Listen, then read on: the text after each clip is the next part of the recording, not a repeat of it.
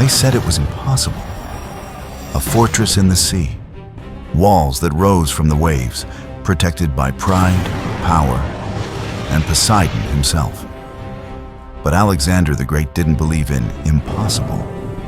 What he saw wasn't a problem, it was a challenge.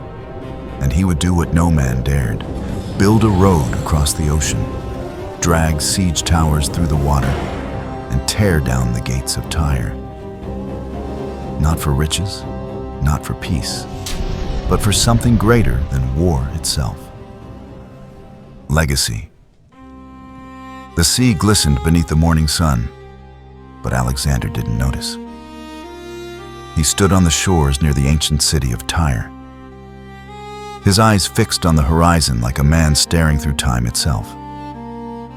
Tyre was no ordinary city. It was a jewel of the Phoenician world, rich, proud, and defiant. A city that lived on an island, half a mile out into the sea, protected by massive walls that rose straight from the water. A place that no army had ever conquered by force. And yet, that's exactly what Alexander intended to do. He was only 24 years old, but he had already defeated Persia's greatest generals, already marched thousands of miles from Macedon to the edge of the known world. But Tyre? Tyre was different. It was not just a military obstacle. It was a test of will, of vision, of destiny. "Let others build kingdoms," he once told his men. "I will build legends." The city had refused to let him in. Its leaders believed Alexander's campaign would fade like the rest. They mocked his letters, denied his ambassadors, and sealed their mighty gates. And so Alexander ordered his engineers to do the unthinkable: build a causeway across the sea, drag siege towers and soldiers across it, and breach the unbreachable. What followed would become one of the most daring engineering feats in ancient history. A siege not of days, but of months. Not just of weapons, but of water, earth, and fire. It began as all legends do, with a dream too big for any man, except Alexander. It began with silence. The kind of silence before a storm. The soldiers stood on the shoreline, staring at the shimmering waters that separated them from Tyre. To reach the city, they would need to build a road through the sea.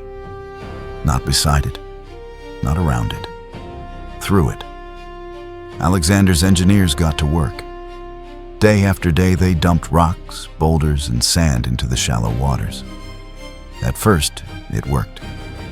The sea floor near the coast was shallow, and the causeway stretched forward like a finger reaching toward fate.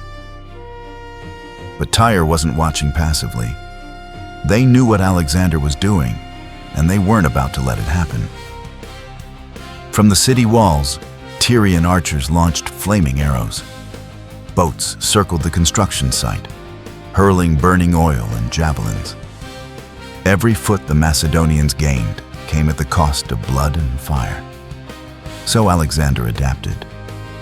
He ordered the construction of floating siege towers, massive wooden fortresses on wheels built directly on the causeway. They bristled with archers and catapults, protected by layers of wet hides to stop the fire. It was a war machine on water. For weeks, the battle raged. The sea became a battleground, half engineering project, half war zone. The Tyrians, desperate to stop the advance, sent fire ships loaded with combustibles and tar, crashing into the siege towers. The flames lit up the night sky. The water boiled with chaos. Alexander watched it all and refused to stop. "If they fight with fire," he told his men, "then we'll fight with the sea itself." And so he kept building, stone by stone, plank by plank, dream by dream, until the road to Tyre was more than a path. It was a statement. The will of a king can shape the earth. The heat of summer had arrived. The causeway stretched almost to Tyre's walls, but progress had slowed. Every day, Macedonian workers were attacked from land, from sea, and from above. The road was narrow, exposed, and constantly under fire. Morale began to dip. Some men whispered that the sea would reclaim all they had built. That Poseidon himself was against them. Alexander heard the doubts. He saw the fatigue in their eyes. So he did what he always did. He turned desperation into fire. He climbed onto the half-finished causeway under a shower of arrows and took the first strike with a pickaxe himself. His generals followed, then the soldiers. And for that day, the sea watched in silence as a king worked like a common man. Tyre was shaken. This was no ordinary siege. This was obsession, powered by legend. So the Tyrians made one final gamble. They built their own massive wall across the island-facing side of the city, double height, reinforced with stone and timber. Behind it, they stationed elite archers and siege weapons. If Alexander reached the gates, they would rain death. Alexander smiled. They had just shown him exactly where to strike. He ordered the fleet, gathered from coastal allies, to circle behind the island. From the front, his siege towers would keep the Tyrians pinned. From the rear, his navy would strike. Two fronts, one destiny. The wind changed. For weeks it had blown against them, pushing waves into their causeway, fueling the Tyrians' ships. But now, it shifted, a whisper from the gods. Alexander didn't hesitate. He launched the attack at dawn, when the horizon still shimmered with mist.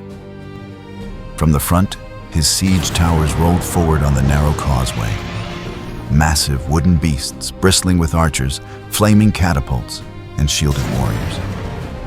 From the sea, his navy surged.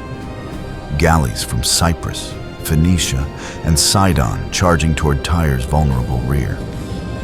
The defenders of Tyre screamed from the walls. Flaming arrows rained down on the towers.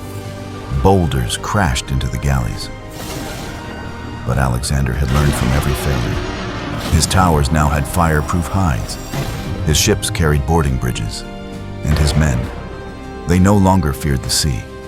They had conquered it. The battle turned brutal. On the causeway, Macedonian soldiers fought hand-to-hand on platforms suspended above water. Tyrian warriors dropped rocks, boiling oil, and spears from the walls. The air smelled of smoke, sweat, and salt. One tower collapsed in flames. Men screamed as they fell into the waves. But on the far side, a breakthrough. A galley from Sidon had landed near a weak section of the wall. Alexander's marines scaled it with ropes and grappling hooks, planting the Macedonian banner atop the battlements. A cry erupted across the battlefield. They were in. And now, Alexander gave the order. Break the gate. His troops surged forward, hammers and rams in hand.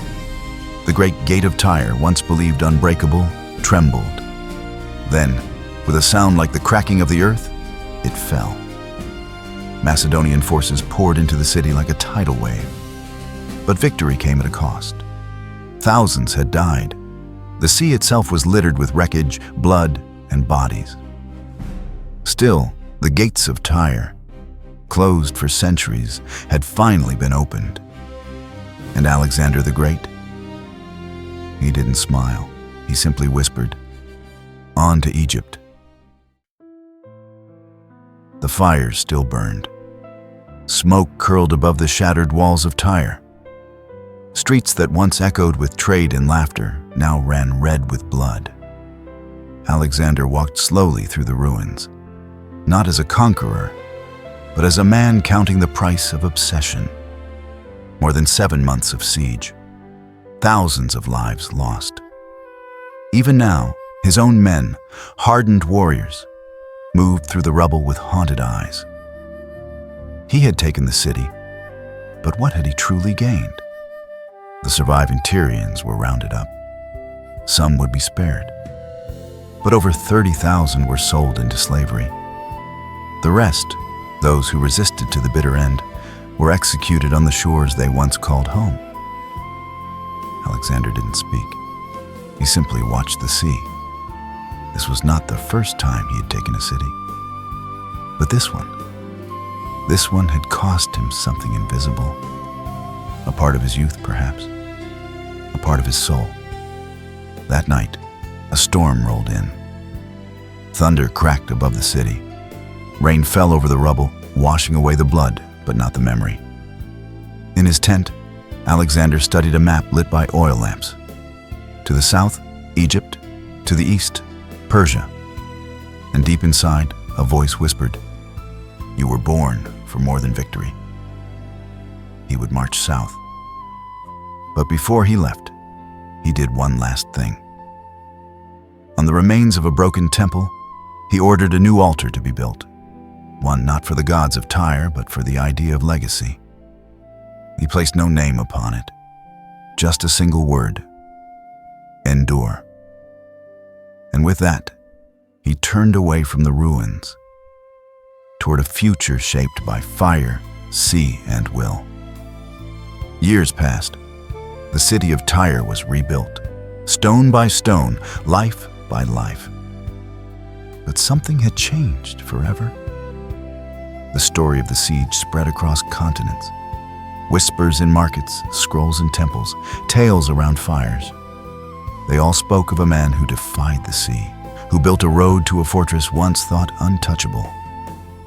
But more than that, they spoke of a mind that wouldn't yield, a heart that didn't break, and a legacy that would outlive empires.